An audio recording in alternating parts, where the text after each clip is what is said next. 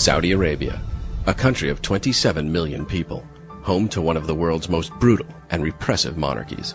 The nation is comprised of two categories: the royal family, whose king, business entourage, and thousands of princes benefit mainly from oil funds, and everyone else. Virtually all inhabitants outside of the royal family are considered possessions of the kingdom and are treated as such. Western freedoms such as due process, equality before the law, and freedom of speech are completely rejected. Islam is the only recognized religion, and its associated Sharia law defines society. Sharia, which denies basic human rights to women, gays, and non-believers, carries extremely harsh penalties for religious infractions.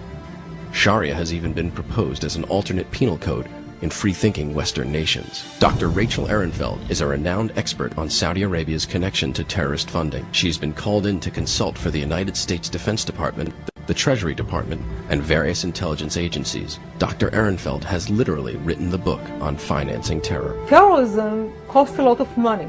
Terrorist acts per se don't cost much, but to prepare the base from which such an action can be taken costs billions of dollars. You have to recruit people, you have to train them, you have to sustain them, you have to buy weapons, you have to corrupt officials, you have to do many things, and that costs money. And the Saudis have been doing it since the 70s. Her book, Funding Evil, is the definitive guide for following the terrorist money trail. One of the men she profiles in her book is Sheikh Khalid bin Mahfouz, a Saudi banker among the world's richest men, with an estimated fortune of $3.2 billion. Dr. Ehrenfeld documents Mahfouz's support of Islamic terrorist activities by exposing his bogus charitable and banking institutions. These organizations, the Saudi charitable organizations, funded Al-Qaeda, fund Hamas. They give money towards their terrorist activities. The allegations in her book prompted Mahfouz to file suit against Dr. Ehrenfeld, accusing her of libel. He sued me because I wrote a book called Funding Evil, and in the book I documented how Saudi Arabia and Saudis are funding terrorism. Not only them, but that's part of the book. And he is just one name of many names in the book. But this case wasn't filed in American court where the book was initially published. It was filed in a British court where libel laws favor the accuser. The book was just published in October 2003 and was not even sold in England. He and his lawyers or somebody on his behalf bought 23 copies of the book in England, and so that they can claim jurisdiction, and said that I caused him damage. I libeled him because he's not funding terrorism. Of course, he denies it. He says that he never knowingly funded terrorism. I didn't write in the book that he knowingly did anything.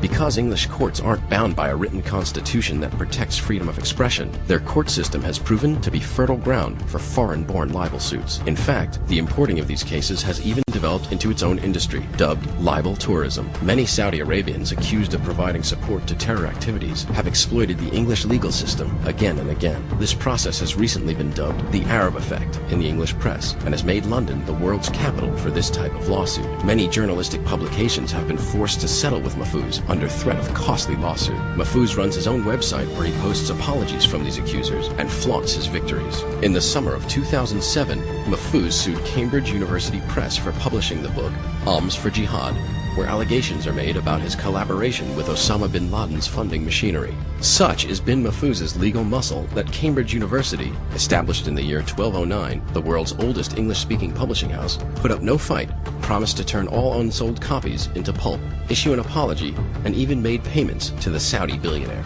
All of this occurred in Judge Edie's courtroom. By suing so many, he managed to silence the media from reporting about not only how he, bin Mahfouz, funded terrorism, but how the others are funding terrorism too. Dr. Ehrenfeld chose to ignore the English court in an effort to avoid a costly legal battle. Ehrenfeld lost the case by default, was ordered to pay more than $225,000, and ordered to personally destroy all copies of her book in England. Even if she had attended, a fair trial was the last thing she would have been afforded. The foreword for my book was written by the former head of the CIA, James Woolsey.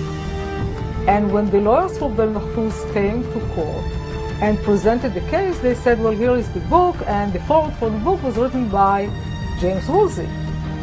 So the judge said, "Oh, Woolsey, say no more. I award you a judgment by default, and if you want, an injunction too." And that was it. In reaction, Dr. Ehrenfeld has filed a countersuit in American federal court. The Second Circuit Court of Appeals ruled in June of 2007 that the case had merits to go forward and that every American author and publisher can appeal British libel judgments against them in U.S. courts. Prominent civil rights attorney and 30-year ACLU member Harvey Silverglate has identified this case as one of the most important First Amendment cases of the past 25 years. Silverglate adds the potential of many foreigners suing U.S. reporters and publishers for libel to do grave damage to free press is not yet readily recognized. Organizations representing the victims of 9/11 are suing Mahfouz as well and are awaiting the outcome of Ehrenfeld's suit to further bolster their cases against the Saudi billionaire. They are waiting to see how I do with the case, because if I win the case, they got him because he funded Al-Qaeda. Recently, Mahfouz has become somewhat of a celebrity in the British tabloids. He purchased a big house in a very expensive area in Mayfair in London, which he was supposed to refurbish, and he bought it in order to stay there together with his 21-year-old lover. Being a Muslim, having a male lover is not exactly a good thing to do. Ordinarily, such actions would hardly merit any criticism, but if what Dr. Ehrenfeld says is true, then the sheer level of hypocrisy upon which bin Mahfouz stakes his credibility and reputation is staggering. The average Saudi Arabian would be put to death for such, quote-unquote, transgressions. In simple terms, why is bin Mahfouz, a Saudi billionaire, suing Ehrenfeld, an Israeli-American, in English court over a book that wasn't published or even sold in England? We're not saying that he is a terrorist, although he very well might be. We're taking issue with his flagrant abuse of the laws of free society, particularly in the UK, home to the mother of all parliaments. When someone uses their extraordinary wealth to silence their critics, it begs the question, what are they so afraid of? This profoundly troubling case is merely one example of the astonishing corruption involving the men who rule Saudi Arabia. The question we should be asking ourselves is, why are we allowing such a regressive, barbaric, ill-willed regime and its lackeys to abuse Western freedoms and turn our own laws against us?